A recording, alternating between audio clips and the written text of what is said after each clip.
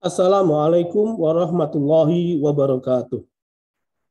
Alhamdulillah wassalatu wassalamu ala Rasulillah wa ala alihi wa sahbihi wa mawalah. Amma ba'dah. Ikhwani fillah rahmatullahi alaikum, peserta kuliah Ulumul Quran wa Tafsirul Iqtisadi yang berbahagia, kita lanjutkan kuliah kita pertemuan kedua Thoriqul Iman bil Qur'anil Karim bersama-sama dengan membaca basmalah. Bismillahirrahmanirrahim.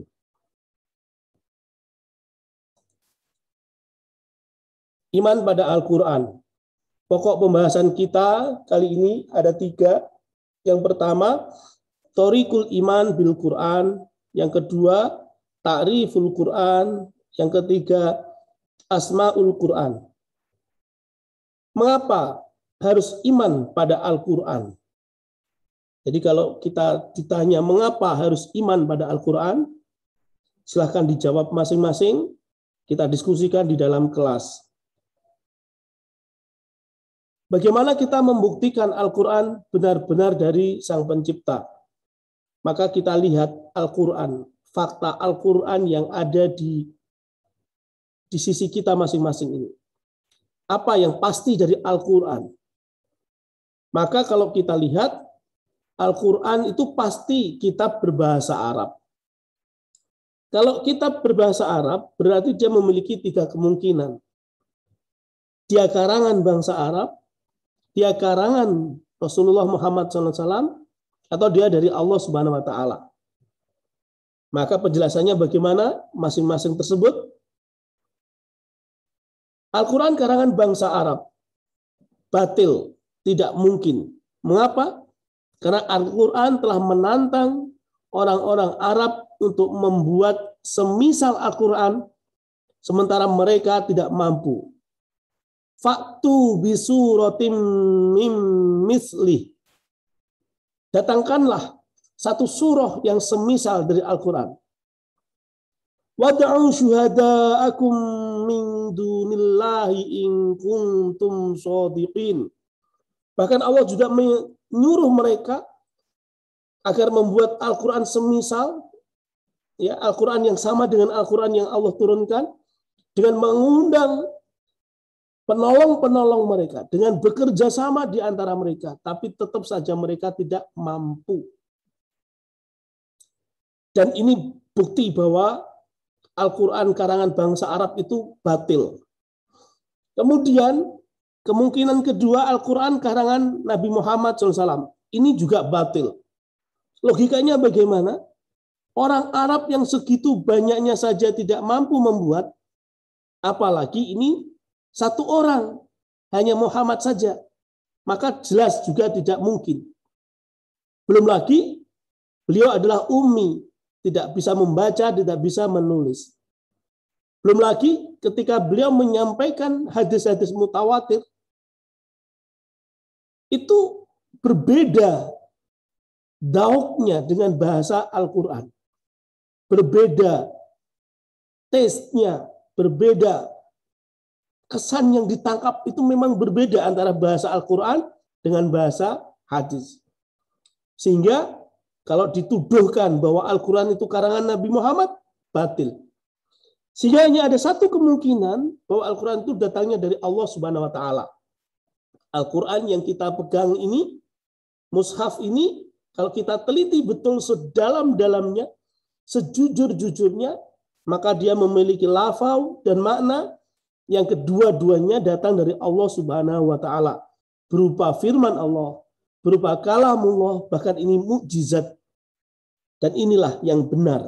Al-Quran itu firman Allah, Al-Quran itu kalamullah, Al-Quran itu mukjizat.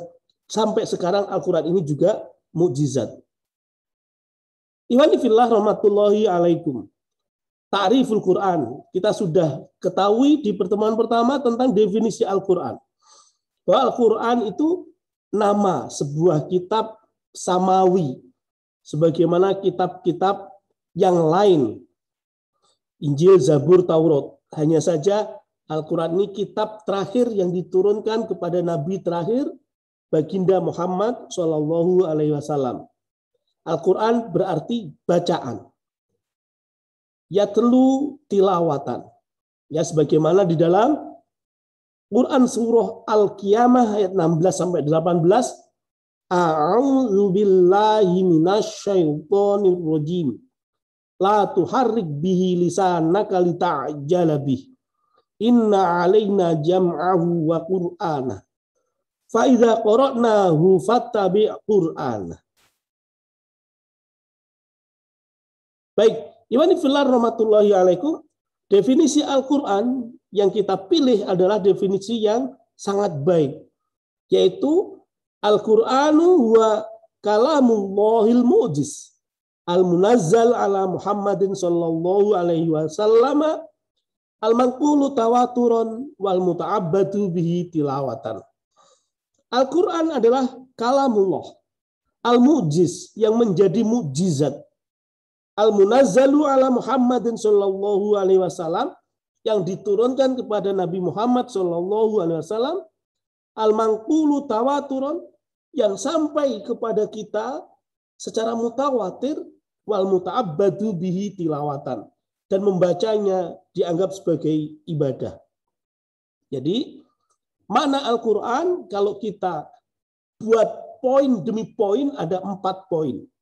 Pertama, kalamullahul mu'jiz. Kalamullahul mu'jiz. Karena ada kalam Allah yang tidak mukjizat, yaitu hadis yang sifatnya qudsi, hadis qudsi. Itu kalamullahul mu'jiz, ini Al-Quran mukjizat.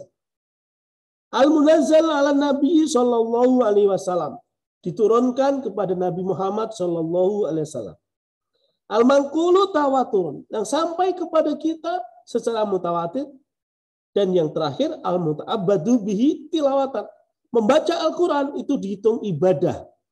Makanya kemudian ada tata caranya, wudu dulu misalnya, ada adab-adabnya, menghadap kiblat misalnya, dan lain sebagainya dan sebagainya. Iwani fillah rahmatullahi alaikum. Kemudian kita simak nama-nama Al-Quran. Al-Quran memiliki nama yang Al-Quran itu sendiri memberikan penjelasan bahwa ini nama. Yang pertama, nama Al-Quran adalah Al-Kitab. Sebagaimana tersurah di dalam Al-Ahqaf, surah Al-Ahqaf ayat 1-2. A'udzu billahi minasyaitonir rajim. Hamim. Tanzilul kitabi minallahil azizil hakim. Al-Kitab. Kemudian al-zikr. Inna nahnu nazzalna dzikra wa inna lahu lahafizun. Az-zikr. Kemudian al-furqan.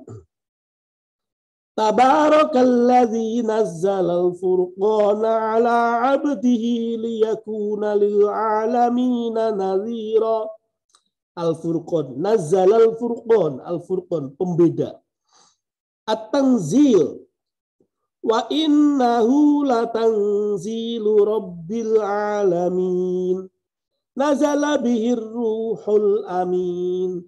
Latanzilu rabbil alamin. At-tanzil. Al-kitab berarti kitab, az-zikr berarti pengingat, al-furqan berarti pembeda, at-tanzil berarti yang turun, yang diturunkan Allah Subhanahu wa taala kepada Rasulullah Muhammad SAW.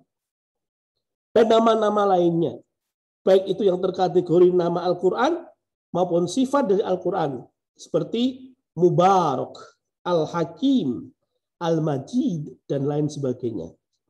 Iwani fillah rahmatullahi alaikum. Kemudian kita bedakan antara Al-Quran dan hadis. Ya, Al-Quran bahasa dan maknanya, lafaz dan maknanya dari Allah Subhanahu wa taala. Sementara Al-Hadis maknanya dari Allah Subhanahu wa taala, bahasanya dari Nabi Shallallahu alaihi wasallam. Periwayatan Al-Quran harus lafaz dan maknanya. Sementara periwayatan hadis boleh maknanya saja. Al-Quran itu mukjizat, Al-Hadis bukan mukjizat. Meski itu hadis qudsi, ya.